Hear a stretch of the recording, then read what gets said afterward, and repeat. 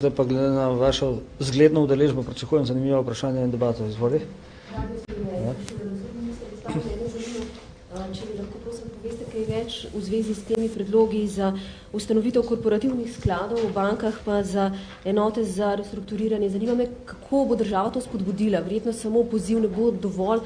A nameravate spreminjati zakonodajo, kakšne konkretne ukrepe tudi strani države sprejeti, da bi to spodbudili? Ja, ustanovitev takih skladov za prestrukturiranje ali pa če v angleščini uporabim turnaround je v osnovi, bi moral biti v osnovi interes inštitucij, ki imajo take naložbe ta trenutek v svojih bilancah, torej uprav in nadzornih svetov bank, ki se soočajo s tem vprašanjem najbolj izrazito.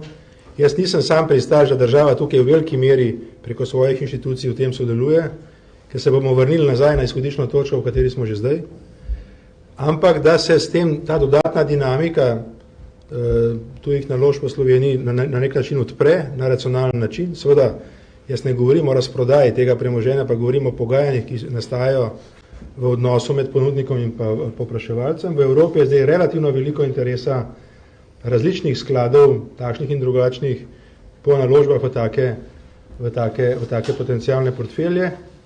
S tem se banke razbremenijo nečesa, kar ni njihova osnovna dejavnost. Upravljanje z deleži ni osnovna dejavnost bank in še manj je osnovna dejavnost bank restrukturiranja podjetij. Tudi tega ne znajo dobro storiti v Sloveniji, kot vidite v zadnjih 2 letih, ker nikoli niso imeli kakšne posebne izkušnje s tem, razen v zgodnem času, v začetku 90-ih let. Torej, tukaj v osnovi, mislim, če že ugotavljajo, da imajo izgube, da imajo težave, je naslednji korak, da ugotovijo, da obstajajo načini, kako se teh težav lahko znebijo. To bi bilo najbolj normalna reakcija in jaz upam, čeprav je tudi bilo že rečeno, da se tudi država do določene mere do zdaj angažirala, čeprav še kakšnega posebnega rezultata ni bilo, na raznih koncih, tudi zunaj Evrope, v iskanju potencialnih investitorjev za take sklade. Če se bo to zgodilo, je konec koncev tudi lahko to pozitivno. Vse, kar bo prispevalo k dodatnemu kapitalu, ki bo prišel v slovenski prostor in k dodatnim znanjem, ki bodo slovenska podjetja v Sloveniji znala restrukturirati tako, da ne bodo samo končala v stečaju, ampak da bodo lahko nekatera tudi v boljši formi nadaljevala svoje poslovanje, je ta trenutek po moje kritična točka za delovanje slovenskega gospodarstva. Iz tabel, ki so v tem gradivu, lahko vidite, kakšne pribitek obrestni za slovenskih bank v Sloveniji za podjetniška posojila, kar je definitivno ena od ovir za večjo konkurenčnost. Kakšna je majhna ponudba rizičnega kapitala do pred kratkim, ko je podjetniški sklad in tudi v bodoče SID banka začela ponujati nekaj več teh sredstev. In v kolikih primerih se zgodijo uspešna restrukturirana podjetja, ki so zašla v težavo. Niso vsa takšna, kot je Vegra, da jih se morajo zapreti, so tudi taka, ki bi lahko z tem, da se odmaknejo sedanji lastniki, z novim lastnikom, boljšim programom, dodatnim kapitalom, kar dobro še delovala na trgu. In ta, bi rekel, malo bolj pozitivno odnos do tega problema skupaj s dodatnim kapitalom, ki ga Slovenija sama nima v celoti, bi odprlo neke potencijale za bolj dinamično gospodarsko aktivnost v nadaljevanju. Kar se pa tiče restrukturiranja, tisti, ki pričakujejo samo slabo banko, ki bo državna in kamor se bo po najboljših pogojih za banke preneslo najslabše možno premoženje na državo, bomo končali tam kot Irska, kjer je velike privatne izgube prenesla v velike državne izgube. In zdaj ne privatne banke ne delujejo dobro, ne država se ne bo mogla leta in leta izvleči iz teh težav, v katerih je s tem zašla. Torej, po pameti razdeliti posledice ali pa stroške teh zadev med deloma državo in država je deloma to že so udeležena z izdajanjem jamstev, do tega, da seveda mora tudi privatni kapital se angažirati in če želimo, da se angažira privatni kapital, moramo biti tudi v določeni meri pripravljeni na takšne operacije, ki omogočajo spremembo lastništva. Če bomo vse to zamrznili, zahtevali samo od države, potem bo država to sicer lahko naredila, se bo pa ogromno zadolžila brez jasnega znaka, ali bo ta njena velika zadolženost tudi hkrati čez leta bila njen velik dohodek, ali bo pa samo še dodatna izguba. No, Lojze. Gospod Gaspar, jaz bi rad vas vprašal na podlagi tega, kar ste omenili.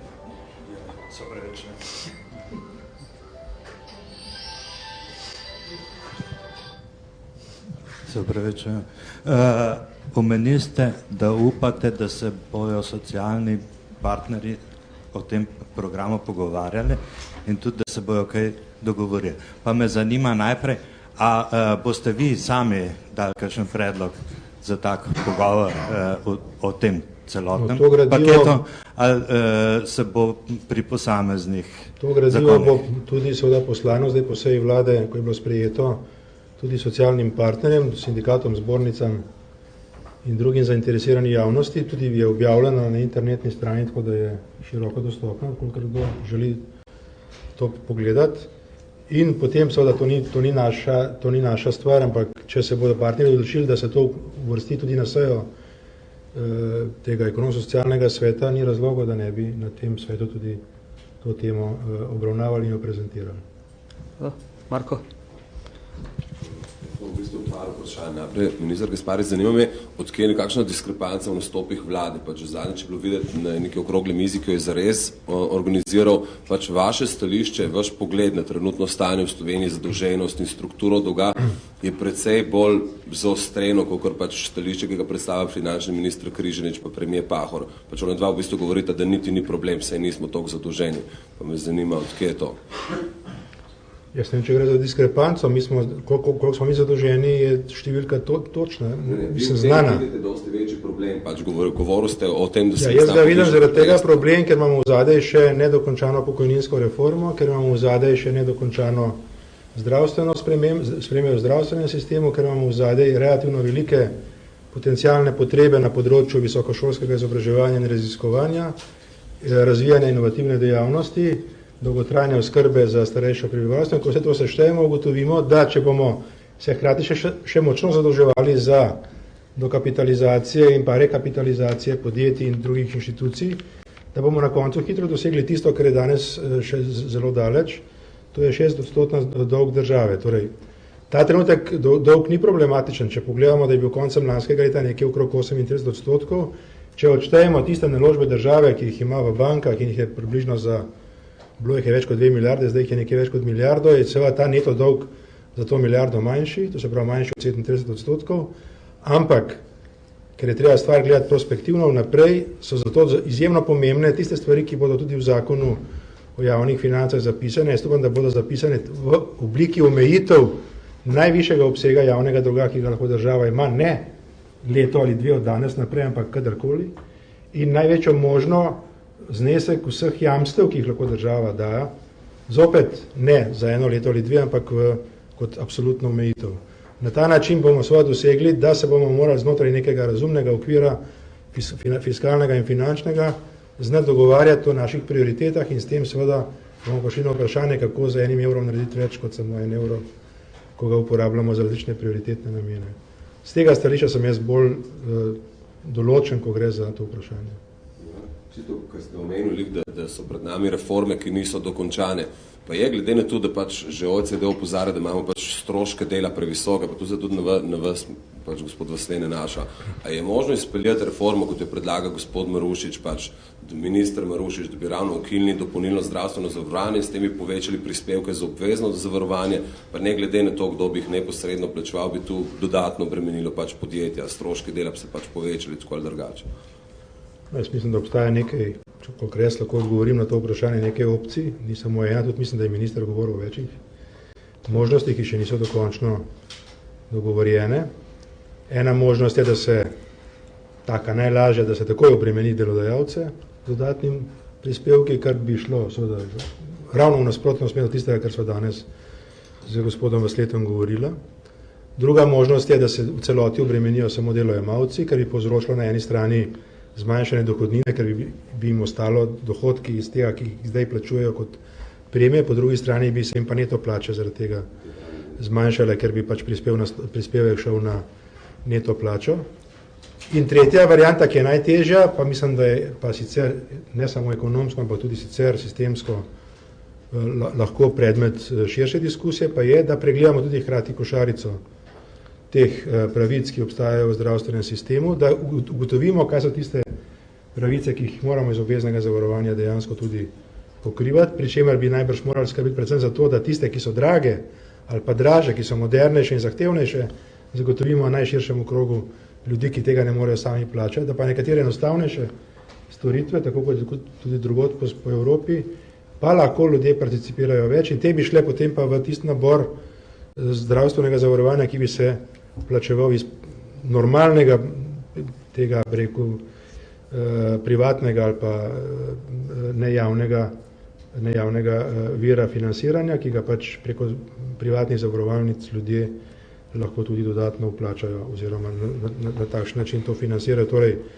jaz mislim, da dokončnega odgovora na to še ni, bo pa treba seveda poleg tistih temeljnih načel, ki jih naj bi zasledoval ta sistem. Jaz osebno podpiram sicer prehod na to ločitev glede obveznega in pa neobveznega zdravstvenega zavarovanja in predvsem v ločitvi glede načina financiranja, ker je tako, kakršen je zdaj nejasen. Bi pa tudi seveda predlagal, da je pa zelo jasno treba definirati položaj tistih, ki te javne storitve zdravstvene ponujajo zunaj javnega zdravstvenega sistema kot privatni udeleženci v tem procesu, da ko to svojo storitev upravljajo, če jo upravljajo preko javnega sistema, kar ga lahko, potem plačujejo polno ceno takih stroškov, ki jih morajo za to, da bi tako storitev lahko upravili tudi zračunati. To se pa amortizacija in drugi stroški, ki veljajo za uporabo kvalitetne, drage opreme, ki jo sami seveda ne more biti. Seveda potem naročnik njihovih storitev, to pa vsak posameznik od nas točno ve, kakšna je dejanska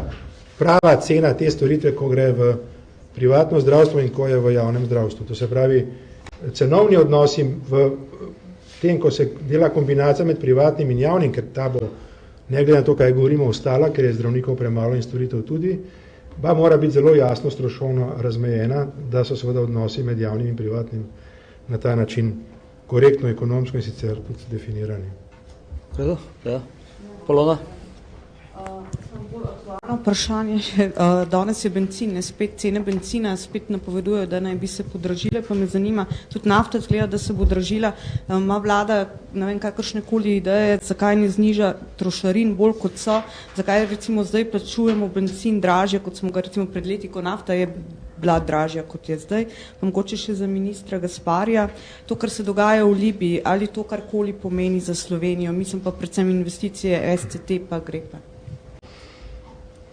Zdaj to, kar se tiče gibanja cen nafte in širše gibanja cen surovin na svetovnih trgih, mislim, da moramo tu izhajati iz tega dejstva, da je Slovenija kot majhna država, ki teh surovin ne proizvaja sama, ne pridobiva sama, ključno odvisno dogaja na svetovnih trgih. In ta inflacija v Sloveniji kot inflacija v celotnem evropskem območju praktično ne obstaja druga možnost, kot da sledi tem gibanjem na svetovnih trgih.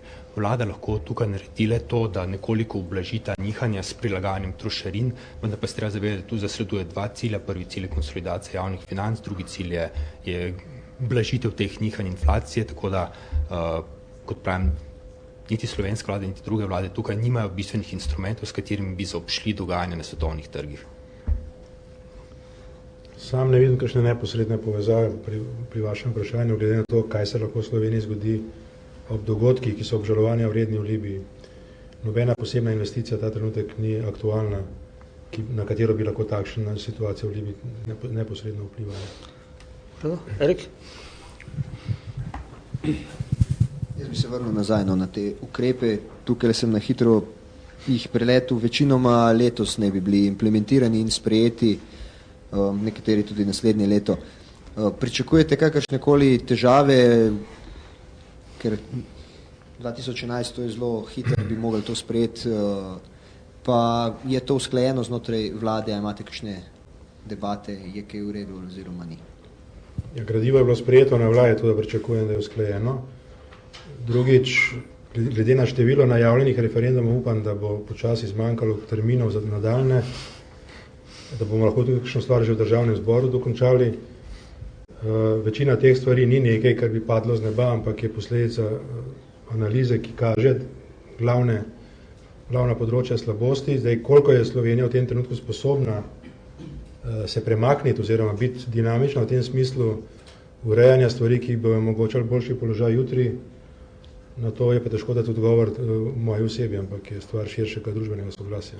Pravno ste to, ki preverjali, pričakujete kakršnekoli odpor v zvezi s tem, glede na to, da ja, zdaj za vsako stvar... Glejte, se še ni zgodilo v zadnjih 3 letih, da na kakšen predlog vlade ne bi bil odpor, tako da ne vidim razloga, zakaj se to ne bi tudi ponovilo še kdaj, ampak kot pravim, sam glede tega papirja, sam ustrajam, da so predlogi korektni, da imajo svojo ekonomsko in siceršno podlago.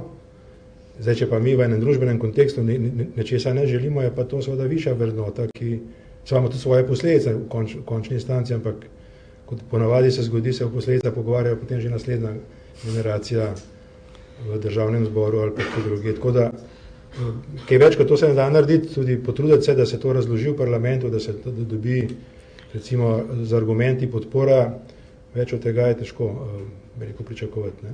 Kakšne so posledice, recimo, če večina od teh ne bo sprejeta, ker bo vsi ne bo? Ste jih videli na ekranu? Mislim, da so.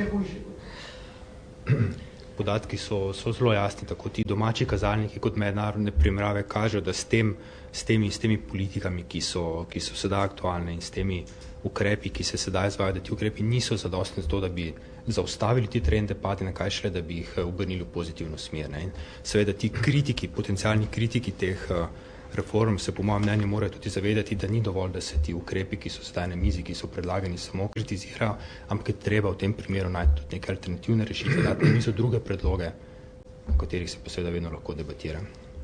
Samo en kratek komentar. Država izjemno težko propade, to vemo iz zgodovine. Lahko pa zelo dinamično propada. Ne? Tako da lahko pa tudi zelo dinamično napreduje. Ne? To se pravi, več je odprtih možnosti. Mi nismo zdaj na nekem situaciji, ko imamo samo eno pot naprej, več jih je in konec koncev zaenkrat še izbiramo te možne poti. Nekaterim državam v Evropi se je zgodilo, da so prišle do tiste točke, ko niso več izbirale. Ne?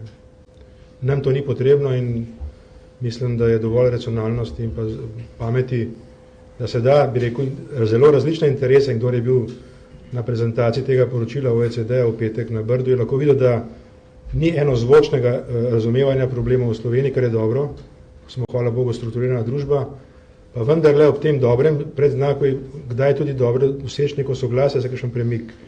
In na to nas predvsem tisti, ki pri nas v Sloveniji nimajo kakšnih posebnih interesov, od časa do časa opozarjajo. Še eno vprašanje vidim, Marko.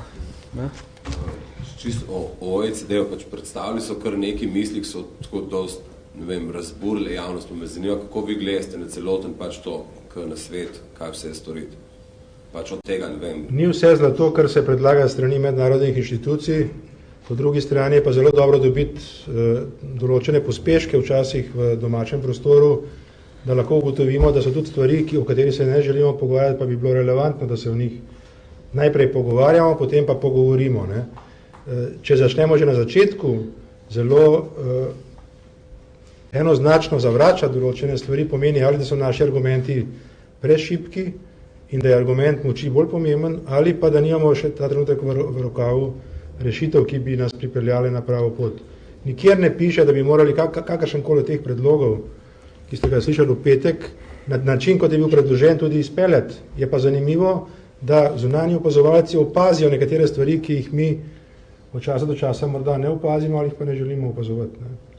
Tako da jaz mislim, da je treba s kančkom soli obravnavati vsa ta poročila. Zdaj bo kmalu prišlo tudi poročilo IMF-a in jaz se samo bojim, da ne bodo vsa ta poročila označena kot, zdaj pri nas je to sintagma, kot neoliberalna. Ne. Dajmo poskušati stvari gledati takšne, kakršne so dejansko, ne takšne, kakršne si predstavljamo, da bi morali biti. Redo, še zadnje vprašanje, Erika. Zanima me, kakšna je zdaj odločitev vlade glede davka na nepremičnine, kdaj je predvideno, da bo sprejet in kdaj naj bi bil potem uveden? Čim prej, ker je to edina resna možnost na davčnem področju, da naredimo nekaj strukturnih premikov v korist manjše obremenitve dela, ki je glavna težava, kljub vsemu, kakorkoli obrnemo, ob teh zahtevah, ki prihajajo recimo na področju zdravstvene reforme toliko bolj. Se pravi, čim prej in na način, ki ne bo zgolj samo zamenjava prejšnjih obdavčitev, ampak ki bo jasno povedala, da se seveda lahko tukaj neka diferenciacija naredi, po mojem mnenju predvsem zaradi tega, ker večina tistih dohodkov, ki jih mi v Sloveniji smatramo kot izrazito velikimi, se ne pojavljajo v dohodninskih prijavah, ampak se pojavljajo v nepremičninskih premoženjskih koristih in torej je jasno, da bi lahko tam del tega problema, ki se nam zdi in socialno najbrž je tudi zelo relevanten, da ga tudi rešujemo skozi ustrezno ureditev na področju nepremičnin. Torej, jaz sem še zmeri pristal za nekoliko bolj diferencirano obdavčevanje nepremičnin kot nekateri drugi, ki so v tej razpravi izrazili svoje mnenje. Ali je bil uveden še v tem mandatu ali pa vse 2013? Ja, po programu, ki ga je predstavljal Ministrstvo za finance, skupaj z tistimi, ki na tem zakonu tudi v parlamentu delajo, bi moral biti letos sprejet. V redu. Hvala lepa, minister, hvala lepa, gospod Vasle, hvala vam za obisk.